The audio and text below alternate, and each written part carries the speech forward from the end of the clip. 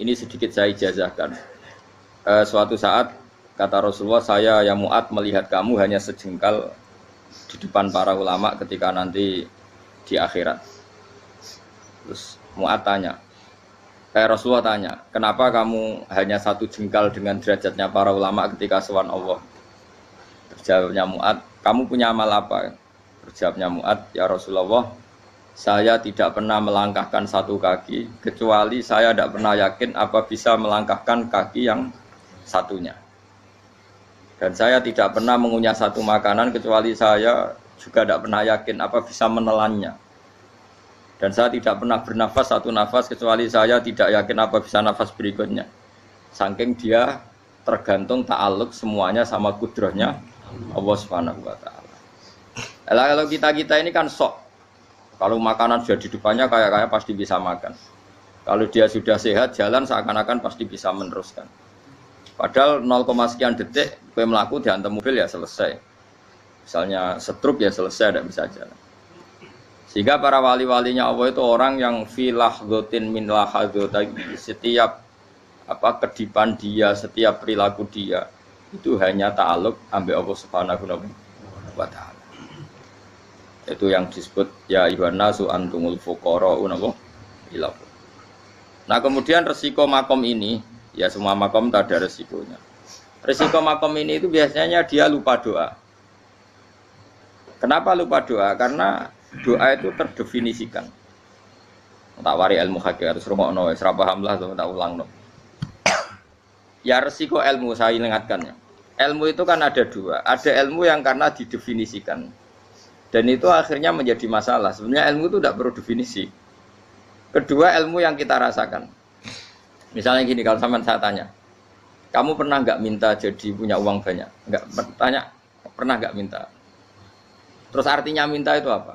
Terus kita mendefinisikan, menengadahkan tangan, bilang ya Allah, saya minta uang banyak, saya minta ingin beli mobil. Itu namanya apa?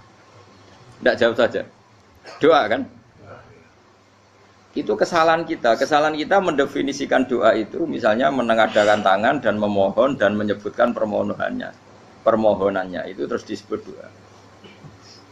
Tapi kalau menurut Allah, sistem tubuh kamu yang menghendaki punya mobil, sistem tubuh kamu yang ingin punya uang banyak, reaksi tubuh kamu yang terhinakan karena ditagih orang atau butuh uang, ini menurut Allah ya sudah kamu itu peminta-minta.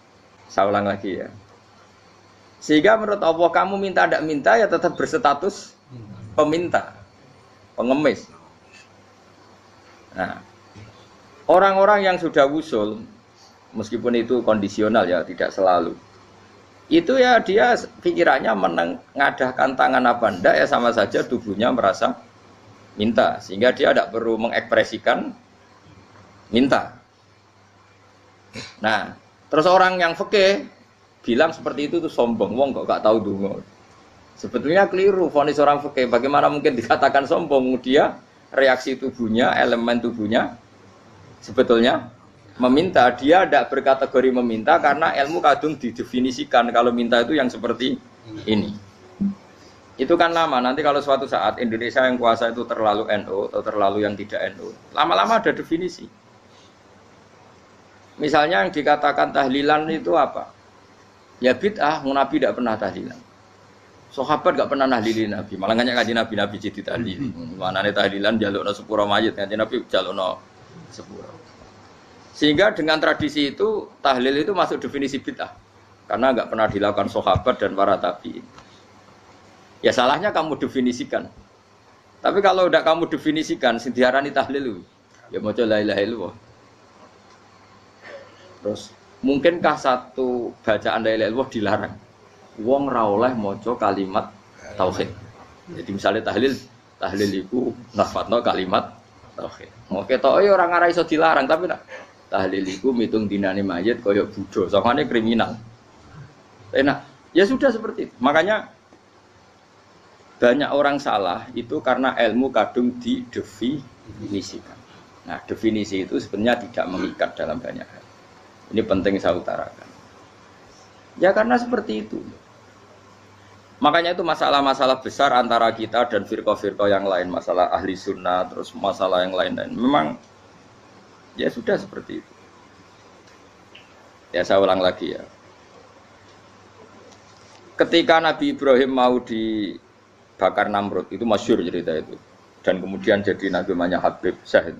Habib Syah itu sebetulnya hanya ngutip Habib Abdul Haddad. Jadi syair itu sebenarnya ada di Diwanul Haddad. Apa? Diwanul Haddad.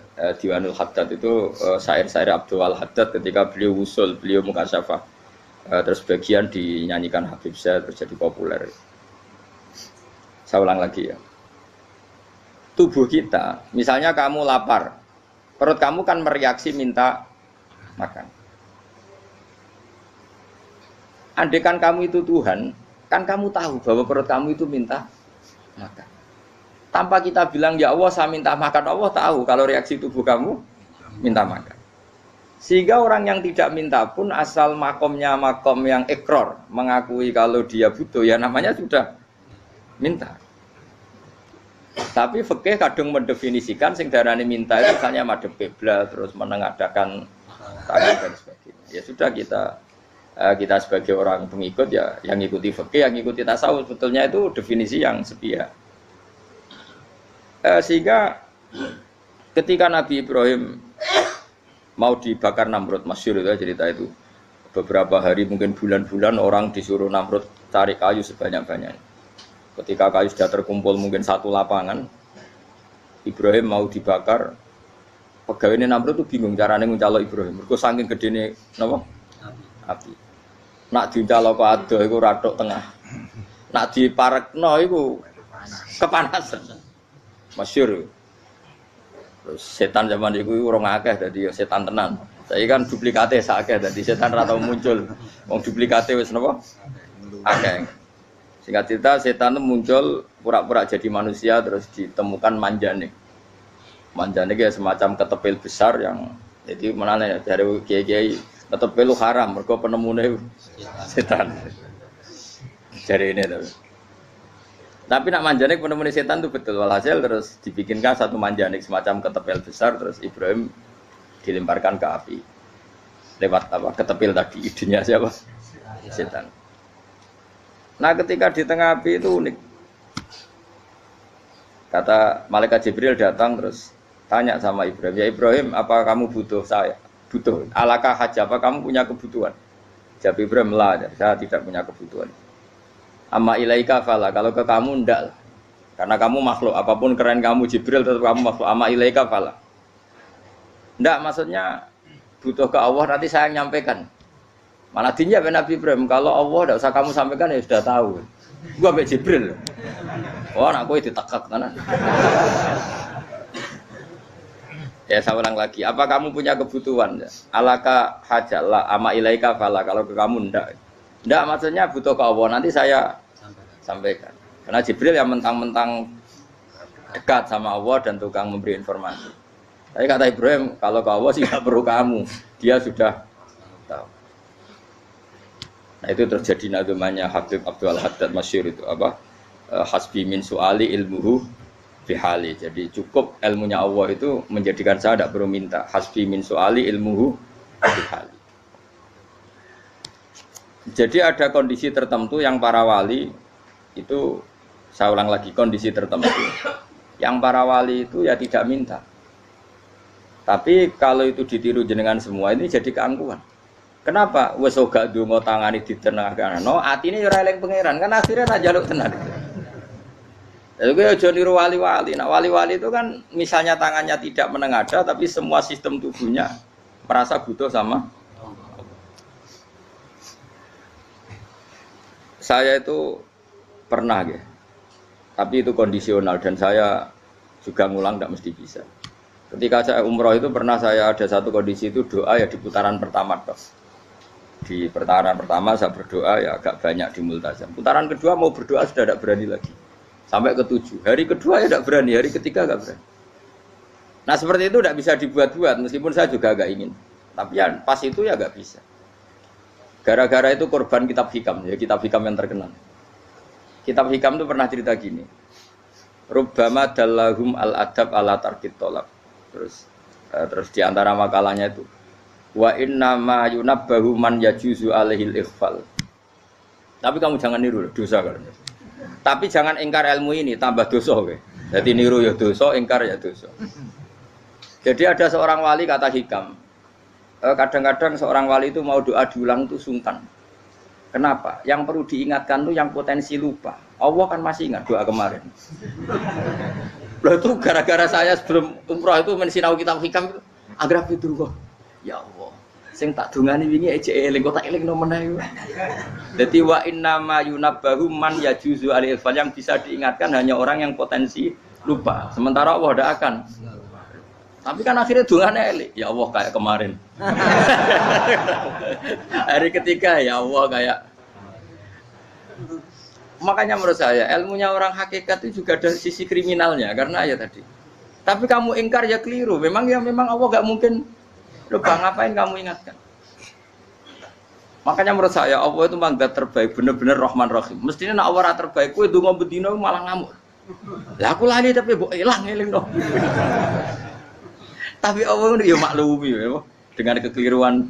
Kita ini kan selalu keliru. Ndonga terus ya keliru sebetulnya, karena seakan-akan kan mengingatkan seseorang yang mungkin lupa. Wong Allah tidak pernah lupa kok, kamu ingetin terus. Atau kamu menggurui Allah, yaitu ya Allah nang sebadani kalau di duake, padahal enggak mesti maslahat bagi kamu.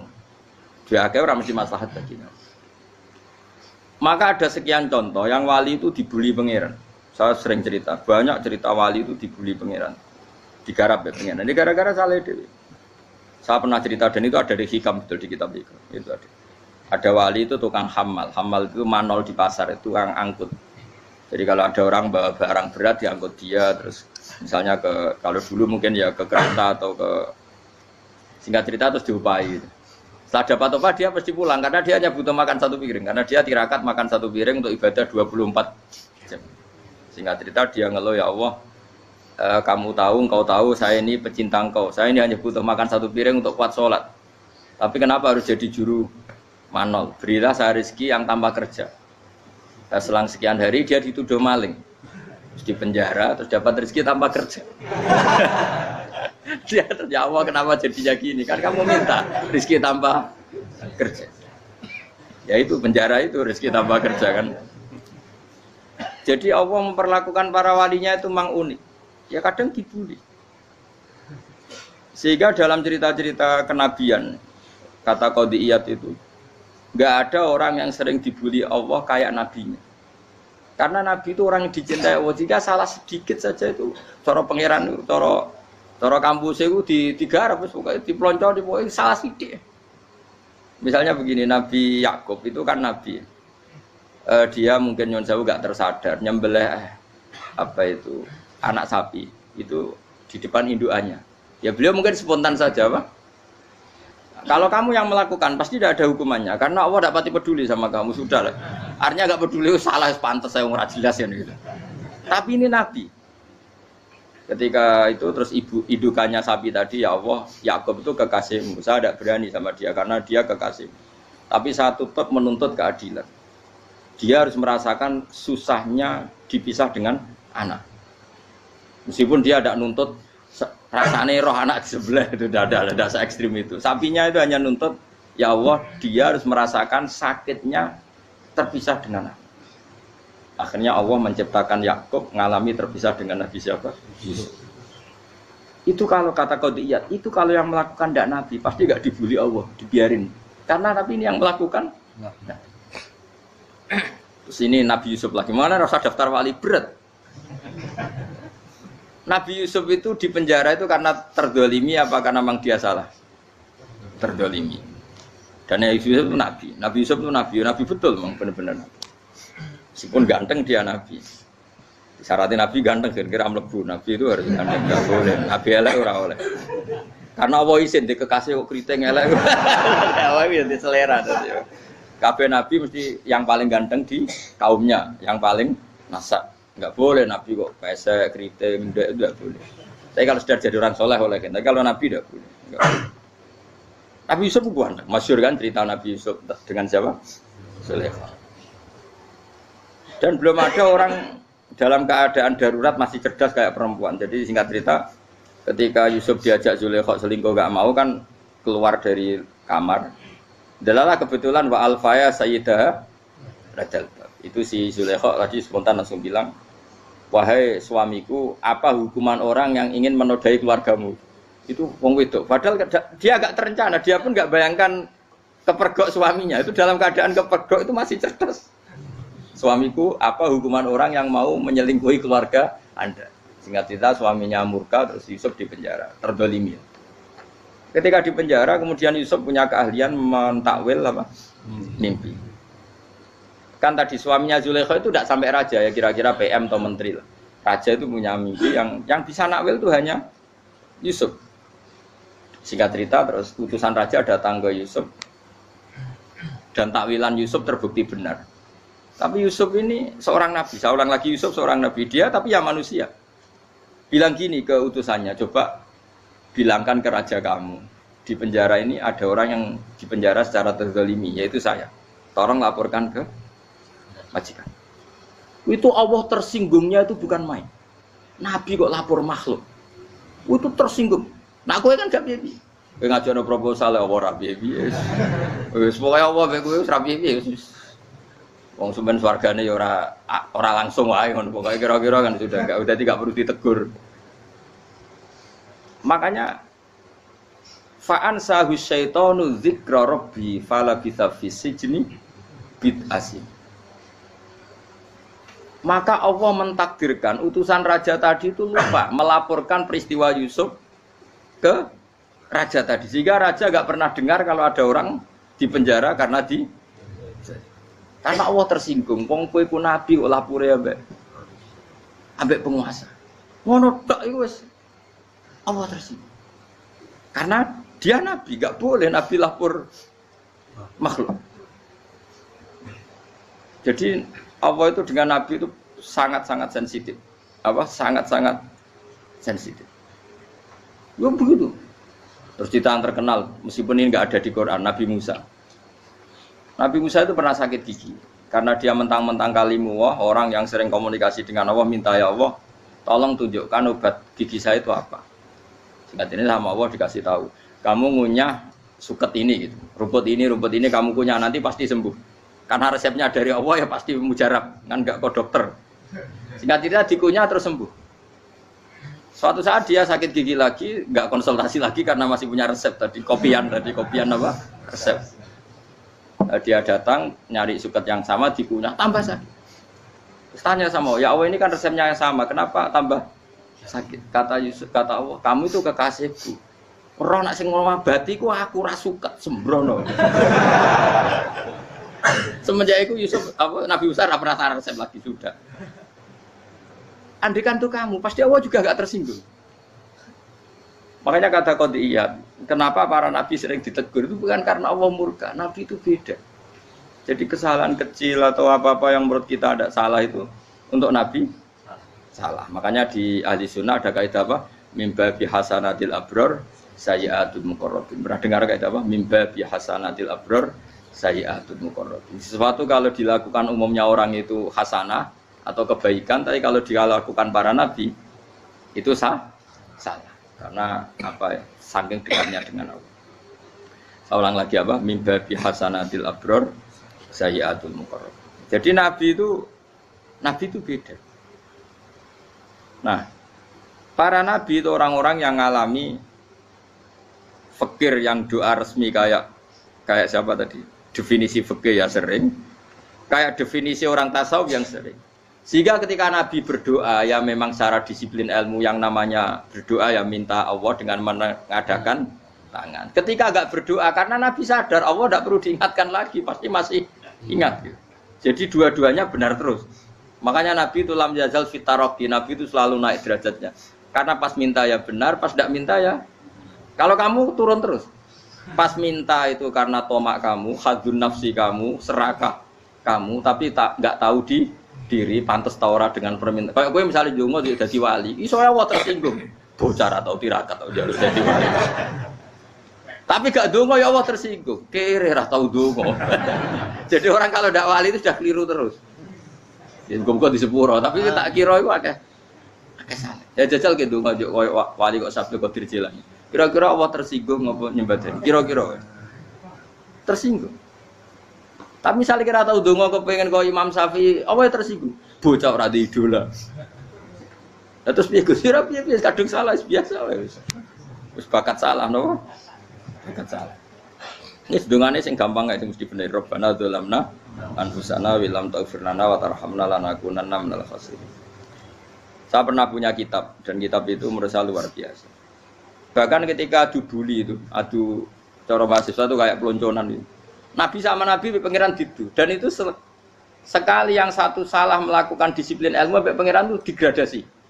Dan Allah memang mengancam gitu. Kalau kamu melanggar ini, la biton namin diwanin nubuwah. Nanti la amkuan namin diwanin nubuwah. Kamu saya hapus dari buku kenabian. Tes-tesannya ya lucu, misalnya begini. Kata Nabi Musa kan ditanya. Ketika dia khutbah ditanya orang. Siapa orang paling alim ya Nabi Allah? Sekarang orang paling alim itu siapa? Nabi Musa jawab, saya kan. Dan itu Allah tersinggung karena wong kok mletene ngono. Tapi andai kan Nabi Musa kok jawab Fauzi, itu salah. Oh, tambah salah meneh. Atau enggak Furuhen, malah salah meneh. Tapi jawab Musa ya salah. Saya Gusti, saya kan. Orang paling alim siapa? Saya. Allah memperingatkan Musa, ada seseorang yang lebih alim ketimbang kamu. Coba kamu harus ketemu dia. Terus ketemu dengan cerita ketemu Nabi siapa? Khidir. Terus dalam 3 sesi ini, 3 babak ini buli-bulian. Nabi Khidir itu dalam 3 babak ini selalu kelihatan salah. Di antaranya adalah cara sekarang ya mungkin di gonjak sepeda motor atau perahu kalau dulu. Yang menggratisi dia numpangi sepeda motor malah spionnya dicopot gitu. Spionnya dicopot, dirusak. Nabi Musa kan sudah digratisin malah rusak yang motornya yang apa? Menggratisin. Nabi Khidir masih tenang. Kamu tidak paham gitu. Jadi Nabi Khidir mesti stok kamu tidak paham. Itu kata syurrahul hadis termasuk Ibnu Hajar Al-Asqalani bilang gini. Setelah itu kedua membunuh anak kecil. Musa tambah marah. Anak yang belum punya dosa kok kamu sampai 3 kali ada 3 peristiwa.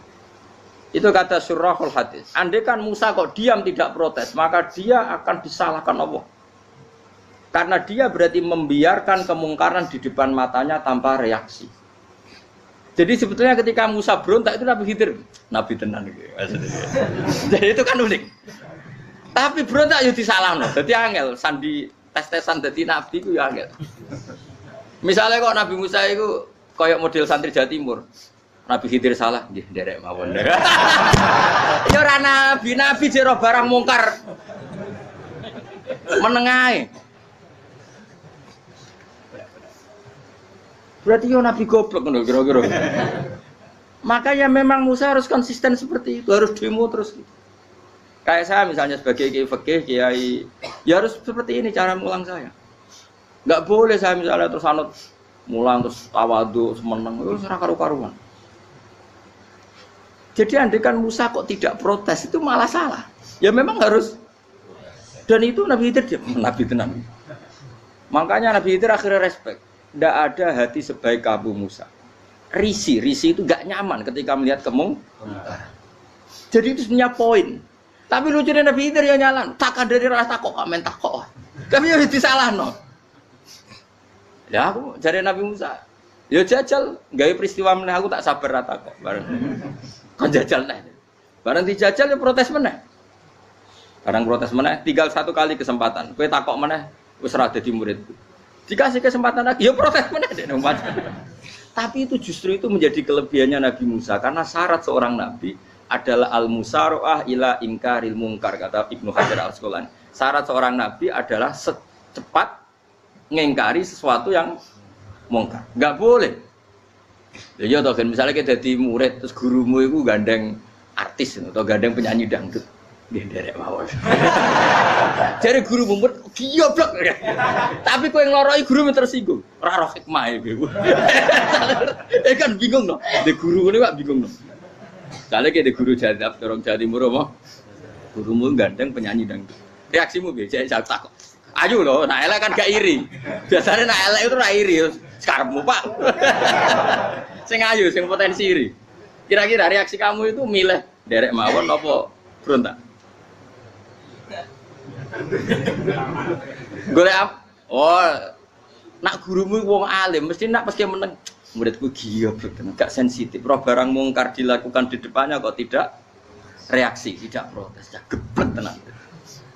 Tapi lucunya guru mau nak protes ya, gak duwe akhlak gitu. Guru lagi senengnya kok ora oleh. Nah Nabi itu kan bully-bulian. Jadi Nabi Khidir dengan Nabi Musa itu tebak-tebak. Karena dua orang ini sama-sama kekasih Allah. Itu Nabi Musa justru barokahnya itu dia tidak pernah klasmennya di bawah Nabi Khidir.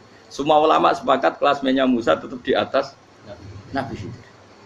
Sehingga yang berlaku ya tetap ilmunya Nabi Musa. Bahwa membunuh anak kecil tidak boleh, merusak perahu milik orang lain tidak boleh. Karena Allah tetap lebih respect dengan ilmunya Nabi Musa.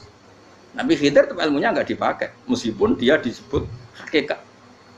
Karena ilmunya Nabi Khidir ngani ngoyo. Ngani ngoyo wong ape mutusno ngenteni nginceng Loh Mahfud. Lah sing iso iku sapa?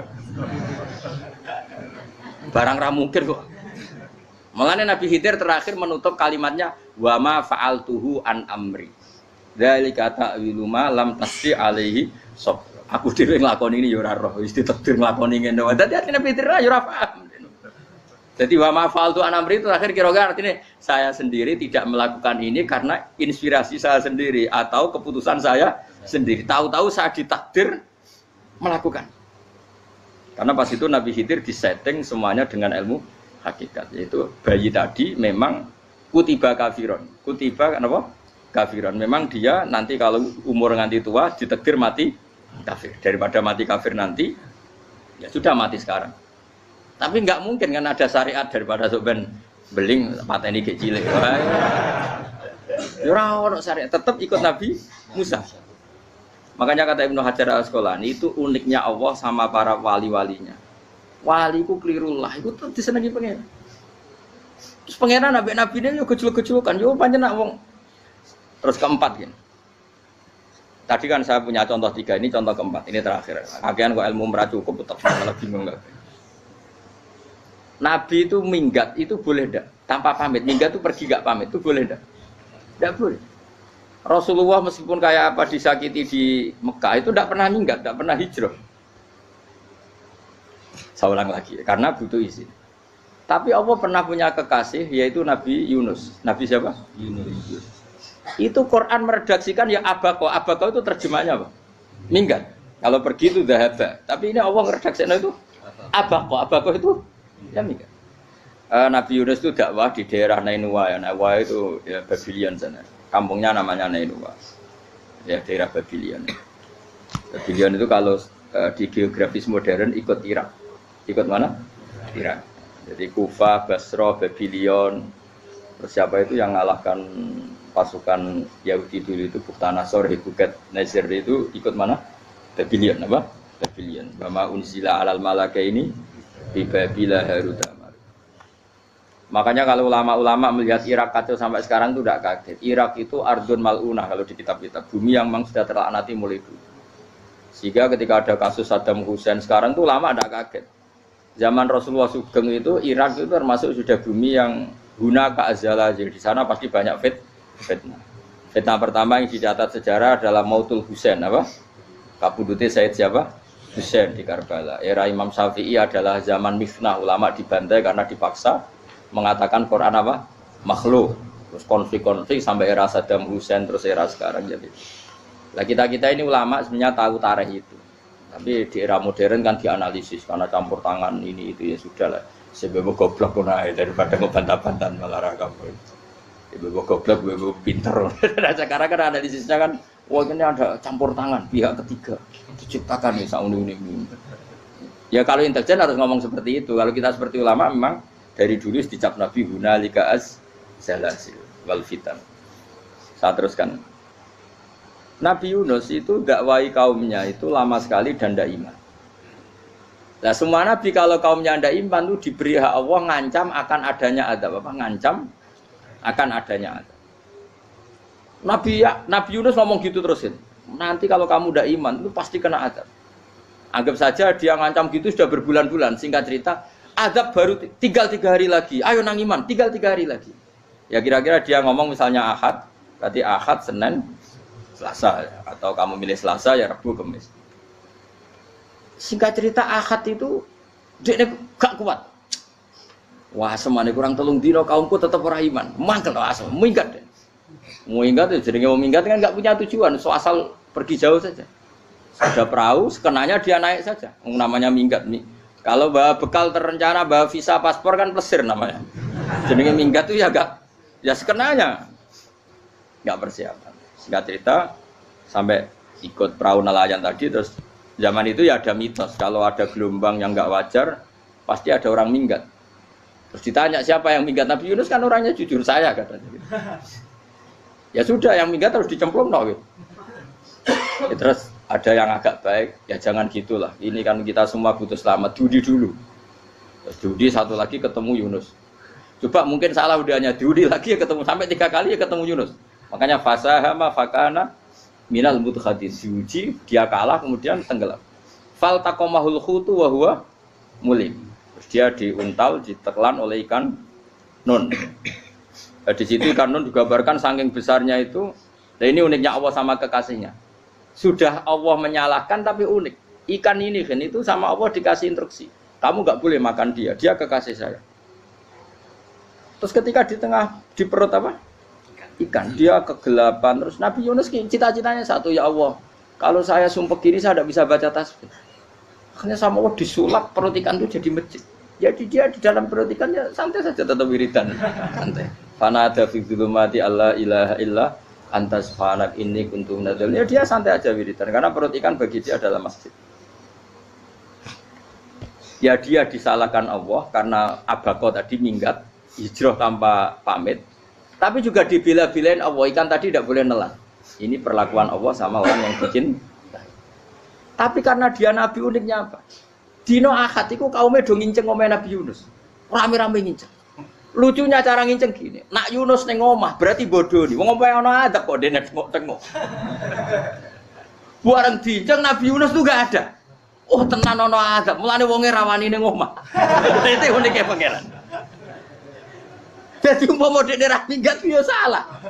Monggo dekne ora minggat berarti kaume jare apa ana adab ana gempa bumi likuwi faksi kok dekne ning omah. Lah nek ana tenan ra melayu. Nyatane gak melayu.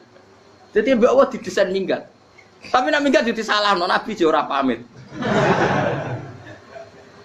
Makanya masyhur saya itu punya kitab karangannya Habib Alim Alamah, mbah-mbahnya Habib Anis, Habib Ali bin Husain yang ngarang apa?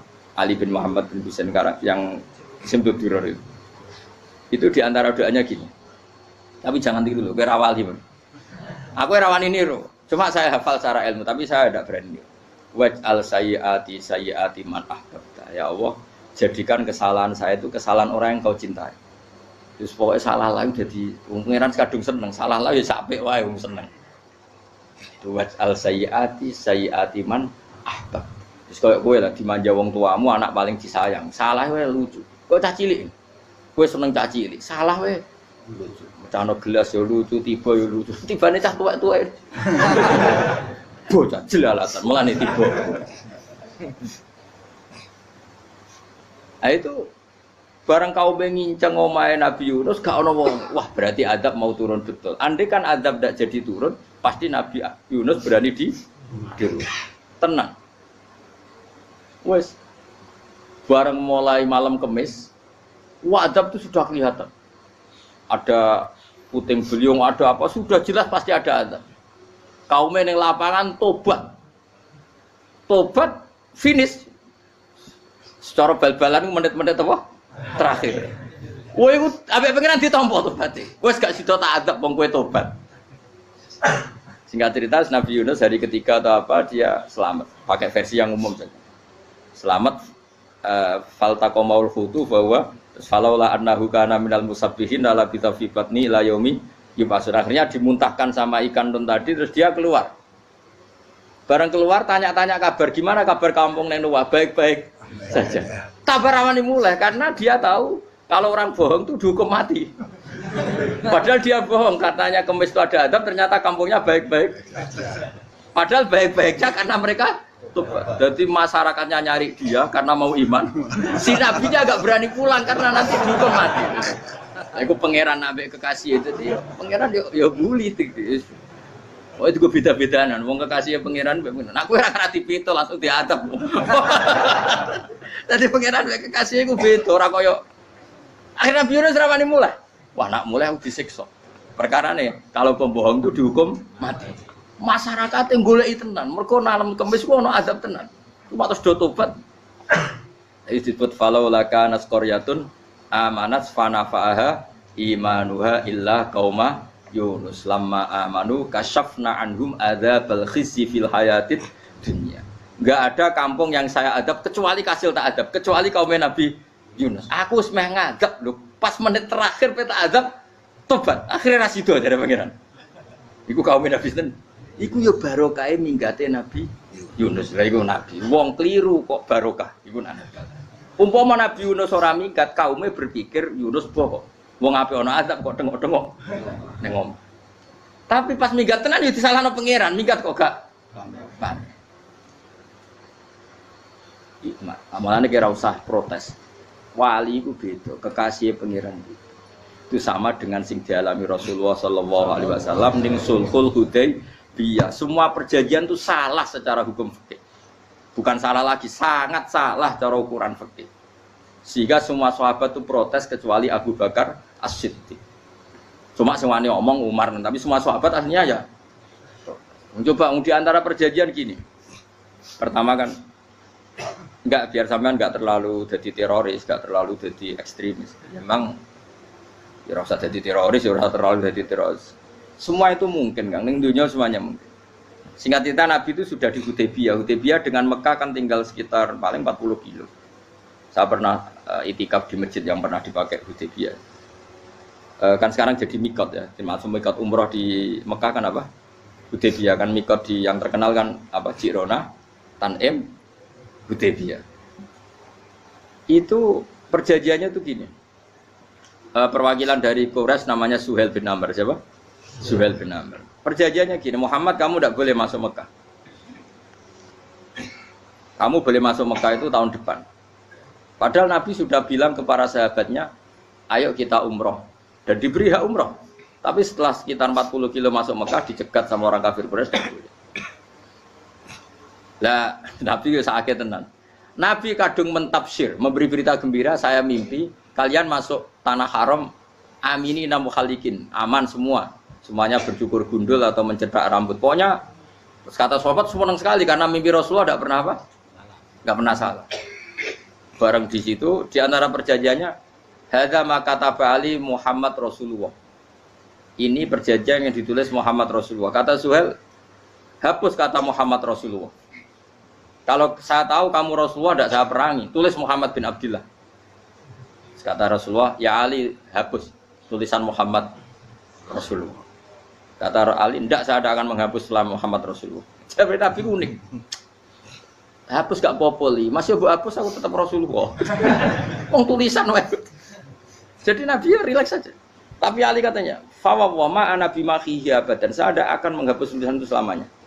Kata Nabi, kowe nek ora gelem hapus, tanganku dudono, aku sing hapus. Nabi kan umi tidak bisa baca terus. Tangannya Nabi sendiri yang dilewatkan Ali ke tulisan itu sehingga terhapus. Nabi ya rileks, wong tulisan wae aku ora ditulis Rasulullah ya tetap Rasulullah. Nabi masih rileks. Terus perjanjian kedua, kalau ada orang kafir Quraisy masuk Islam harus dikembalikan karena berarti keluar dari habitat. Tapi kalau sudah Islam kok masuk kafir lagi harus dibiarkan karena berarti kembali ke habitat. Nabi bilang ya nggak masalah. Semua perjanjian itu merugikan Islam. Itu secara fikih pasti salah. Akhirnya Umar itu protesnya keras sekali. Ya Rasulullah, apa engkau masih nabi? Utakayu sengak. Apa engkau masih nabi? Dan Nabi jawab santai, bala ya saya masih nabi. Tapi kenapa kamu hinakan kita dan memberikan kehormatan pada orang-orang kafir itu? Jawabnya kan Nabi lucu. Ya agama iki wae pangeran. Masih aku perjanjian ngono kok pangeran sing ngangkat agama iki. Tenang wae. Kan Nabi ku perjanjian mek manusa gampang. Jadi Nabi itu saking imannya Allah tetap yu'izzu hadzal-din. Allah pasti memuliakan ini agama. Apapun perjanjian yang diciptakan manusia. Makanya bapak saya, Mbah Mun guru saya itu ngaram-ngaram tenan mikir Islam. Islam mbok pikir haram, ono sing duwe. Ben ngono. Dunia rusak kok apa ben, tetep Islam ku mulya. Rasa mbok pikir wis keliru-keliru lah perjanjiane dunia keliru lah. Lho coba Uni Soviet kayak apa hegemoninya? Kayak apa kuatnya Uni Soviet? 100 tahun mengkooptasi Uzbek, Tajikistan dan tapi apa bisa menghilangkan keimannya orang Uzbek Ceknya? Ketika Uni Soviet bubar langsung malah negara-negara itu jadi persemakmuran yang negara apa? Islam. Indonesia kayak apa? Dikooptasi PKI, dijajah Londo 350. Mbah Soleh Darat alim zaman Londo, buyut-buyutku alim zaman Londo. Iku semondok Mekah ya alim. Zaman PKI ada wong alim. Saiki ayo, zaman Islam Nusantara apa ono sing alim koyo. Kudu Islam menarik zaman wis di regani negara, zaman rung dinegani negara iku wis mul. Karena ini agama milik Allah.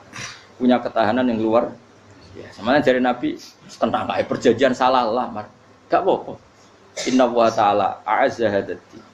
Inna wa ta'ala la yudhi'u dinahu wa la yudhi'u. Pokoknya pangeran bakal ngembar agamanya orang masalah perjanjian keliru lah. Perjanjian ketiga itu semuanya merugikan Islam. Tapi apa kata Abu Bakar ketika protes Nabi gak dijawab, datang ke Abu Bakar. Menurut kamu gimana? Jawab Abu Bakar lucu. Makanya ini menunjukkan makanya kenapa ahli sunnah berkeyakinan afdhalus sahabat itu siapa? Abu Bakar. Jawab Abu Bakar.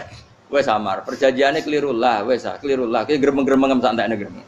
Tapi la tadkhul bainahu wa baina habib. Kamu jangan masuk wilayah itu hubungannya orang yang terkasih sama kekasihnya. Wes gak masuk akal lah semuni menengah.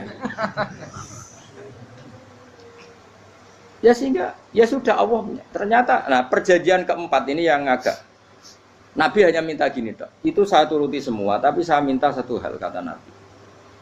Bolehkan diskusi tentang Islam terbuka. Makanya diskusi terbuka itu baru kata Nabi. Jangan larang orang mendiskusikan Islam. Itu Dok mintanya. Oke, jari Suhail, diskusi wae pikirannya Suhail kan, diskusi wae. Enggak masuk Islam, diskusi. Jangan larang orang yang membicarakan Islam secara terbuka. Ada kata terbuka. Jari Suhail, oke, enggak masalah. Itu toh yang itu pun nggak jelas menguntungkan Islam apa? Enggak. Akhirnya apa yang terjadi? Darun Nadwa, tempat-tempat pertemuan cara sakniki gerdu, gedung parlemen. Semuanya itu diskusi. Sajane Muhammad itu sopot. Konsep Islam itu piye? Dan semua yang cerdas dulu sajane ya bener Muhammad. Nyembah watu ya pancen goblok tenan. Wah, jadi goblok tenan watu kok di sembah. Terus nak Yahudi Yahudi ora bener pisan, Nasrani ora bener pangeran atau. Wah, diskusi. Suwe-suwe hasil diskusi sepakat. Pancen dia tetap bener Muhammad. Tetap bener Muhammad. Akhirnya hasil diskusi itu akhirnya mereka membatalkan perjanjiannya sendiri. Perkara ini baru kayak apa? Malah Nabi ketika Bali di Madinah, Umar sempat protes ning dalam. Oke ya Rasulullah, saya nerima konsep Anda, tapi saya menyisakan satu pertanyaan. Jare jenengan niku ana ayat sing nurjukna la tadkhulunal masjidal harama insyaallahu aminina muhalliqina ru'usakum. Lah kok nyatane ra sida mlebu Mekah malah kita terusir kembali lagi ke Madinah. Lha iku Nabi yang agak lucu ngendikan. Mar, ning ayat iku ra gak ana taune. Apa ana ayat iku taun iki? Sing ngatene taun iki ra kowe. Jare Nabi iya ora ana taune ya. Ora ana taune kok tauni dhewe kan kira-kira. Ayat itu kan gak ada tahu nih, Umar sing GR nafsiri tahun ini. Mau suatu saat kamu akan masuk Masjidil Haram. Tapi kan gak ada tahu nih ayat itu. Apa di ayat itu ada tahunnya Umar? Dan Allah bilang tahun ini ya enggak. Ya sudah kalau gak ada tahunnya, ya pokoknya mesti kapan-kapan terjadi. Tapi orang saiki. Kayak Sugih Ruhin kan gak ada tahu nih, orang saya. Mau aku dong gak ada Sugih, tapi kan tanpa tahu. Itu sesuai. Nah. Akhirnya apa yang terjadi? Ada diskusi masif di Mekah. Setiap yang cerdas, setiap Nabi tanya, Abu Sufyan siapa? Nabi mau komentar gini, sama siapa teksnya? Misluhu la yajhalul Islam. Kalau Islam sudah didiskusikan, otak secerdas Ikrimah bin Abi Jahal, secerdas ini pasti tidak bodoh tentang Islam. Maknanya pasti akal yang waras memilih Islam. Wah, akhirnya Islam jadi masif. Ya sudah, karena Islam sudah masif, tokoh-tokohnya cenderung Islam, akhirnya perjanjian itu dibatalkan sendiri. Akhirnya waro'aitan nasa yadkhuluna fi dinillahi afwaja. Akhirnya mereka berbondong-bondong masuk Islam. Itu artinya apa? Nabi ku gawe perjanjian cara fikih keliru wae, cara fikih cara zahire keliru wae, tetap barokah karena punya hubungan khusus dengan Allah Subhanahu wa taala. Makanya la tadkhul bainahu wa baina habib. Itu kan kayak ya sudah seperti itu. Jadi pangeran makanya Sayyid Ali itu Sohibu Simtiduran nak donga di antara doanya waj'al sayyiati man ahbabta. Jadikan ya Allah kesalahan saya kesalahan orang yang engkau cinta. Karena ulama nyontono ngene, saiki Nabi Adam ambek iblis itu padha salah itu. Enggak jawab. Padha salah, iblis itu salah bodoni Nabi Adam salah dilarang mangan wit khuldi tetep mangan. Mau trimo rayuane sinten? Iblis. Tapi wong piye-piye pangeran ku seneng Nabi Adam. Sediluk diusir bar sumat tabahu rabbuhu fataba alaihi wa bar langsung Adam urung metu ka swarga wis diwarai. Dam kepengin tak sepuro nggih tak warai dongane. Iblis tak diwarai. Mane kena donga wong kan. Dadi ngene ke ya pokoke wong disenengi iku menangan. Lan kaya aja donga iku kowe ora bakat wali biasa wae mau iki cerita. Ya sudah seperti itu. Ya, tapi emang ya sudah seperti itu. Nabi Adam itu orang pati keusir tenan itu fatalah ko Adam Rabbi kalimatin fataba. Jadi orang terlalu jauh dari surga. Kemana lagi pas pertama medun ke bumi ambek Allah wis diwarai beberapa kalimat sing dadekno di sepuro pengira. Ko waj'al sayyiati man ahbabta. Jadi penting kalau atur namanya wilayah-wilayah kenabian itu wilayah yang kita tidak pernah tahu detailnya, tapi kita yakin Nabi itu para kekasih Allah. Dan agama Islam ini juga agama paling diridhoi. Maka di zaman apapun, kecewa apapun dengan perjanjian dengan negara maupun dengan dunia, Islam tetap di rumah pangeran. Wis ora usah kuat. Mikir Islam ku keliru. Nak ngitmai oleh nak mikir keliru. Agamane pangeran kok pikir. Saya masyhur Sayyidina Umar itu kan khalifah paling sukses masalah futuhat. Di masalah apa? Futuhat. Dan Ibnu Umar setiap jalan-jalan itu dibully sama orang-orang. Ya Ibnu Umar, mbok ya kamu itu minta sama bapak kamu supaya dia nyebut penggantinya siapa. Atau bikin suksesi lah. Jangan kok dia khalifah sukses kemudian tidak jelas juntrungannya. Kan dia tetap mati suatu saat.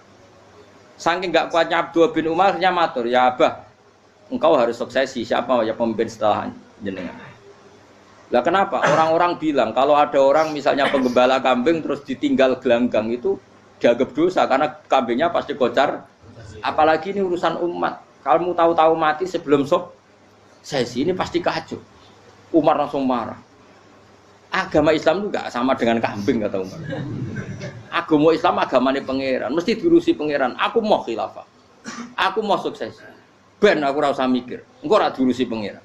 Jadi Umar itu justru sangat hormatnya sama Islam itu dengan cara gak mau mikir Islam. Gak mikir berarti gak khidmah, dia tetap mengkhidmati Islam. Seperti saya ini kan yang khidmati Islam lewat mulang. Tapi aku ora tahu mikir nasib Islam. Islam ora kondang piye. Ditinggal Abu Bakar mlaku, Umar mlaku. Wali songo mbek kowe rak mulya wali songo. Saiki durus modern yo mlaku, durus KUA yo mlaku. Durus mubalek sing kadang matre ku yo mlaku. Berapa kiai sing dadi oknum perkara proposal? Ya agama ya. Wong bapak udah kanca kiai ku mudin, anake mondok. Bareng saking suwene dadi mudin, zaman iku mudin urung untuk gaji negara. Anake njuk dhuwit muni spontan. Cung ora ono mati kok njuk dhuwit. Kok nek ora ono mati ra entuk rezeki. Cung ora ono mati kok njuk dhuwit. Mun iku agama ya ra piye-piye juga. Mergo agama iki diurusi Allah. Ayo nabi palsu ben kira wae mulai Musailama sampai Musotek sampai Lia Eden. Kurang lagi. Mulai wali palsu koyo Rama Dosa Rama sapa iku. Woe ono kabeh ora masalah. Uni Soviet kayak apa mengkooptasi Ceknya Uzbek. Akhirnya ya kalah Uni Soviet. Saiki Ceknya Uzbek dadi negara apa? Islam. Kayak apa? Donald Trump, Islamfobia. Tapi sekarang orang Amerika malah berbondong-bondong masuk apa? Mbok pikir malah Islam mbok konsepi malah rusak. Mergo itu di metodologi. Harusnya penyebaran Islam itu begini. Harusnya mbahmu kira pangeran kok harusnya. Wong Islam kadang mlaku ya liwat mudin, Saya itu punya santri, ini kisah nyata. Itu lahirnya di Bali, itu bisa baca Fathul Mu'in. Lahirnya di Bali. Bahkan dia ketika SD itu tukang mimpin lagu Hindu. Lagu Bali itu Hindu, Buddha. Hindu. Karena dia ketua kelas, tapi Islam. Semua cuma. Jadi kayak gitu. Gara-gara jadi bapak itu bakal sate neng Bali. Ya bakal sate berhubung sukses, ponakane misalnya diajak orang Madura kan gitu. Aslinya orang Madura. Setelah kampung itu menjadi kampung Muslim, lama-lama berkebutuhan punya masjid. Berhubung wis anake kiai ana masjid mosok ora di wong alim. Akhirnya anake dipondokno di Jawa. Pondokno di Jawa iso maca muin terus ngaji sama saya. Jadi saya iki ning Bali kok ana wong ora muin, ya ana santri di Bali maca Fathul Muin. Ning Jawa kadang wong ora iso maca muin. Jadi dia mau bakal sate muter. Era putih. Kayak Islam di Indonesia, gara-gara pedagang Gujarat. Meskipun sejarah itu diperdebatkan, ya gara-gara dagang. Karena mereka Muslim ya akhirnya menyebarkan apa? Islam. Jadi semudah itu Allah. Termasuk konflik Ali bin Muawiyah. Itu barokahnya sama susahnya konflik itu masih banyak barokahnya. Sayyidina Ali sama Sayyidina Muawiyah. Karena kita ahli sunnah ya, tidak menyalahkan salah satu madzhab ahli sunnah. Itu barokahnya beliau konflik itu banyak sahabat yang migrasi. Ada yang ke Cina, ada yang kemana-mana. Termasuk yang diyakini para sejarawan ada yang ke Selat Malaka. Termasuk akhirnya sampai ke Baros itu. Barokahnya orang nggak nyaman di Yaman itu di Syria sama di Irak. Akhirnya Islam oh sudah. Andai kan nggak ada konflik itu, mungkin penyebarannya juga lambat. Makanya saya bolak-balik bilang, setan itu ono goblok. Gomko ora melok ngaji saiki. Setan ora goblok piye? Kalau ada anaknya kiai 5 lanang kabeh sih, alim kabeh iku didu. Mergo rebutan pondokin Indo. Aslinya pondok satu titik di desa itu. Misalnya ning Beduan ya di Medan. Gara-gara tuh konflik itu terus sing sitok minggat ning Kalimantan. Gara-gara anak kiai yo gawe pondok ning Kalimantan. Sitok minggat ning Sumatera, anak kiai yo gawe pondok ning Sumatera. Cara setane uga ngedu, malah pondok tetap satu titik. Tapi setan itu goblok, ora roh, akibat ngono iku ora roh. Akhirnya dulur didu menyebar. Ada wong soleh menyebar ning ndi menyebarkan sujud, menyebarkan Jadi setan yo ono goblok, muga-muga ora ngaji, muga nak ngaji dene roh, ana ngono ora usah ngono. Andai kan tidak diudik kan satu titik. Nggih mboten. Tapi setan niku nek ana wong soleh iku didu. Nak didu ana sing kecewa minggat. Lah migate wong saleh ndak ape gawe apa? Mosok ape gawe dugem. Lan kula anggere wong saleh tukaran Gus iku tukaran gara-gara tukaran sak migat ning Papua ya alhamdulillah. Apik. Kula niku ora Gus kancaku ya Gus-gus sing minggat ki kuwatan. Angger pamit kula ora tau tak tangisi. Nuwun kok minggat to bener. Migate Gus ndak ganti piye. Paling yo gawe pondok gawe apa. Lah setan nganti saiki belum tahu gitu. Mulane muga-muga ora roh. Jadi artinya nak pangeran ngersakno iku segampang itu. Lah coba di Ponegoro kan konflik sama keluarganya yang dulu ada yang mungkin sebagian pro Belanda. Ning Sulawesi ya tetep gawe napa? Pon. Engko ning gone wis pokoke angker ning dinti. Wali Songo. Sunan Kalijaga agak pati cocok mbek buyut Sunan Kudus. Rapati cocok akhirnya dakwah ning kidul di daerah kene. So akhirnya ono ya mono dakwah rong khatam terus dadi Islam macam-macam. Serasa diterusno. Tapi ya barokah iku ana Islam tok Tingkir, tok Solo, tok Jog. Cara rapati tukaran ya Sunan Kalijaga men ngewangi Sunan Kudus, Sunan Bonang ning gone. Berhubung barokah tukaran sithik-sithik. Jadi bahasa saya itu buyut-buyut itu Sunan Kudus itu luwih dukung Arya napa? Penangsa. Sing Kalijaga dukung wong kene itu. Sutowijoyo. Boleh, pokoknya kurang usah terus-terusnya. Pokoknya saya ngomong Jogja diulang Kudus. Buyut-buyut keluar itu yang Kudus. Serah usah dijerok-jerok. Yang jelas barokah. Mau tukaran ya utak-utak yang Pantura. Barokah tukaran ya dong. Ya itu. Tapi ora usah terus nak ngono tukaran barokah ora usah meningon. Pokoke nak pengangeran sing ngersakno kabeh baro. Tapi ora usah diciptakan. Ana suami istri pegatan terus. Ya kadang ya barokah sing wedok untuk bojo luwih bener. Akhirnya alhamdulillah saiki bojoku apik. Padahal sing lanang tau GR, mak pegat iso apa ya piye-piye malah apik. Iku pangeran. Makanya mikir Islam yo mikir. Sekarang kan ndak orang terlalu semangat Islam terus dia konsep Islam harus menguasai negara, akhirnya memaksakan jadi pemimpin. Jadi Islam harus kultural, akhirnya kejawen Islam. Muat Islam kudu kaya, jebule kedunyan deknane. Islam kudu fakir, bebas hisab, kefikiran akhirnya buruh Cina. Justru kakean konsep wis mari kuwat. Lah ya ana sing wah Islam kudu sugih, nek sugih ben kuat. Jebule bareng sugih buruh Cina. Islam harus merebut negara supaya ada konsep khilafah. Pas ngrebute wis ngafir-ngafir wong akeh. Pas prosesnya wis dadekno perkara.